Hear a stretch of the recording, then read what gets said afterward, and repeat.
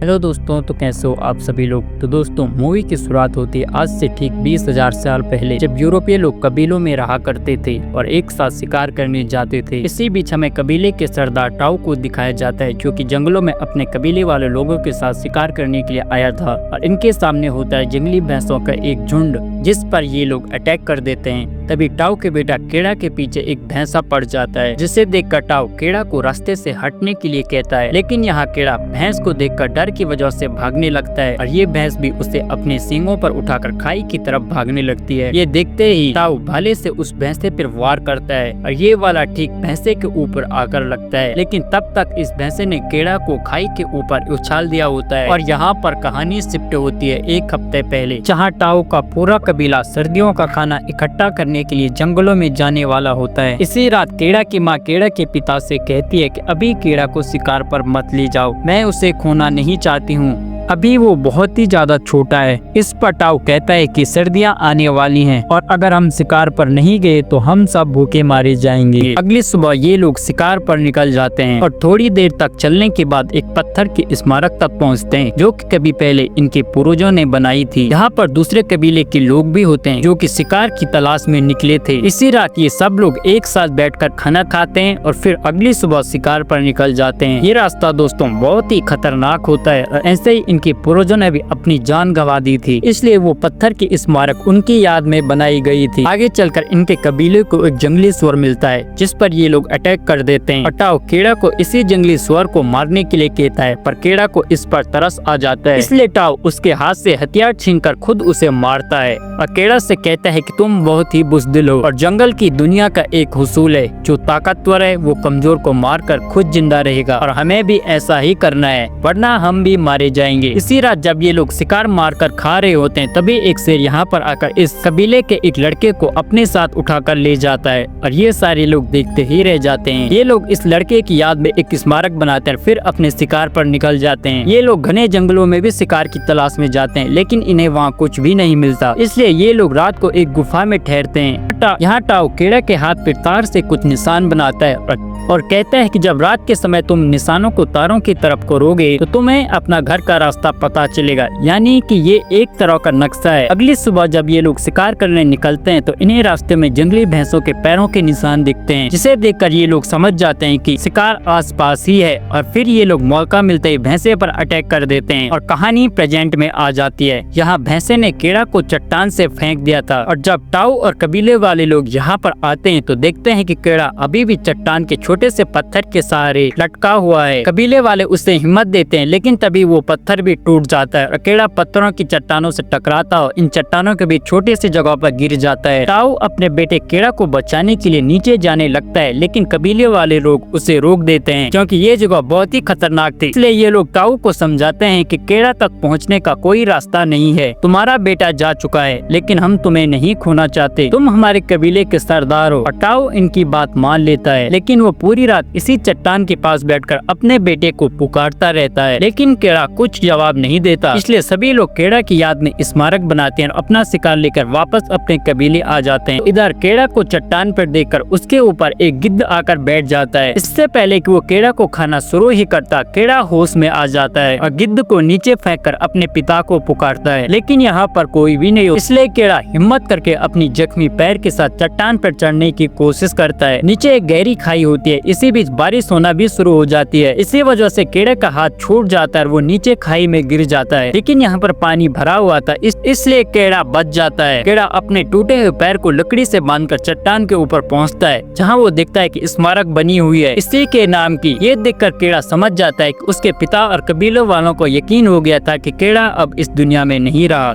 इसलिए उन लोगों ने उसके लिए स्मारक बनाई है। इसलिए केड़ा रात एक सूखे हुए पेड़ पे गुजार देता है और फिर अगली सुबह जब केड़ा पानी पीने के लिए नदी के पास जाता है तो कुछ भेड़िए उसे देख लेते हैं और उस पर अटैक कर देते हैं, लेकिन यहाँ केड़ा इनसे बचकर इसी सूखे पेड़ पे चढ़ने की कोशिश करता है, लेकिन एक भेड़िया उसका पैर मुंह में दबाकर उसे नीचे लाने की कोशिश करता है। इसलिए केड़ा अपना चाकू निकालकर उस पर हमला कर देता है। फिर रात हो जाती है, लेकिन ये भेड़िए यहीं खड़े रहते हैं। अगली सुबह जब केड़ा की आंख खुलते तो वो देखता है कि अब भेड़िए जा चुके हैं और सिर्फ वही जख्मी भेड़िया वहाँ मौजूद है जिस पर केड़ा ने हमला किया था। ये अपने चाकू से भाला बनाता है और उस भेड़िए को मारने ही वाला होता है कि तभी उसे उस भेड़िए पे तरस आ जाता है और वो उस भेड़िए को अपनी गोद में उठाकर एक गुफा में चला जाता है। यहाँ वो भेड़िए के जख्म को साफ करता है। अगली सुबह जब केड़ा बाहर जाता है तो यहाँ से कुछ जड़ी बूटियाँ लेकर भी आता है ताकि वो अपने पैर पर लगा सके। यहाँ जब केड़ा पानी पी रहा होता है तो भेड़िया भी उसकी तरफ देखता है। केड़ा पानी पिलाने के लिए उसकी तरफ बढ़ता है लेकिन भेड़िया उसको देखकर गुर्राने लगता है, लेकिन फिर केड़ा उससे कहता है कि मैं तुम्हें नहीं मारूंगा और भेड़िया पानी पी लेता है। केड़ा उसे खाने के लिए कीड़े भी देता है जो केड़ा खुद जिंदा रहने के लिए खा रहा था। धीरे धीरे दोस्तों इस भेड़िया और केड़ा के बीच अंडरस्टैंडिंग होने लगती है और क्योंकि दोनों ही जख्मी होते हैं इसलिए कुछ समय के लिए ये लोग इसी गुफा में अपना समय बिताते। रात को केड़ा अपने हाथों पर बने हुए टैटू और तारों की ओर देखता है और कहता है कि मुझे अपने घर जाना है और मैं अपने घर वालों से मिलना चाहता हूँ। इसलिए अगली सुबह केड़ा अपने घर के लिए रवाना होता है और इस भेड़िए से कहता है कि सर्दियां पड़ने वाली हैं, तुम भी अपने घर चले जाओ और वो अकेले ही यहाँ से चला जाता है। लेकिन थोड़ी देर बाद वो देखता है कि ये भेड़िया भी उसके पीछे पीछे आ रहा है। हालांकि केड़ा इस भेड़िया को बहुत बार जाने के लिए कहता है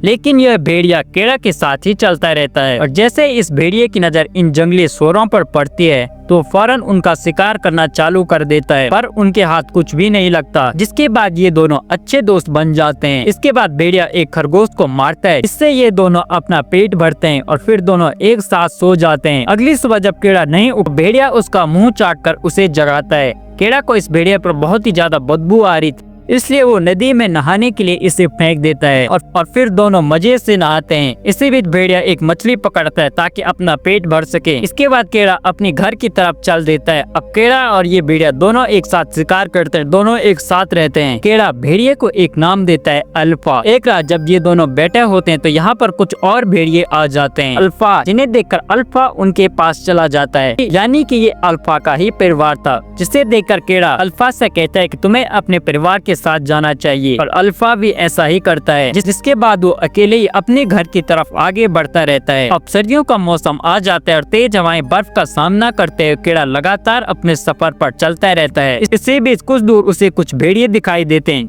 जिनमें अल्फा भी होता है। ये भेड़िए अल्फा को शिकार नहीं खाने देते हैं। ये देखकर केड़ा को गुस्सा आ जाता है और वो इनकी तरफ भागने लगता है, जिससे बर्फ टूटने लगती है और केड़ा इसके अंदर घुस जाता है। असल में दोस्तों ये एक झील होती है जो कि जम जाती है और जब अल्फा केड़ा को अंदर देखता है तो उसे बचाने के लिए जाता है और बर्फ को तोड़ने की कोशिश करने लगता है, लेकिन बर्फ की ये लेयर बहुत ही ज्यादा मोटी होती है और बहुत ही मजबूत भी, इसलिए अल्फा इसे तोड़ नहीं पाता। लेकिन केड़ा हिम्मत नहीं हारता और उसका जो चाकू होता है उससे केड़ा बर्फ को तोड़कर बाहर आ जाता है और ठंड से बचने के लिए अपने कपड़े उतारता है और आग जलाकर ये दोनों यहीं सो जाते हैं। यानी दोस्तों फिर से एक बार अल्फा और केड़ा एक साथ आ चुके थे। अगली सुबह जब केड़ा अपने सफर पर निकलता है तो उसे रास्ते में एक आदमी नजर आता है, जिसे देखकर केड़ा बहुत खुश होता है, पर जब उसके पास जाकर देखता है तो वो आदमी बर्फ से जम गया होता है और उसकी मौत भी हो चुकी होती है। जब दोस्तों ये आगे चलते रहते तो रास्ते में दोस्तों इन्हें एक लकड़बग्घे का झुंड मिलता है जो इन पर हमला कर देता है, लेकिन अल्फा और केड़ा दोनों इनसे बचकर एक गुफा में जाते हैं और ये गुफा होती है दोस्तों शेर की। इसलिए जब शेर इन्हें देखता है तो केड़ा पर अटैक कर देता है, लेकिन अल्फा केड़ा को बचाने के लिए खुद शेर का सामना करता है और दोनों के बीच घमासान फाइट होने शुरू हो जाती है। इसी बीच केड़ा धनुष बाण से शेर को मार देता है,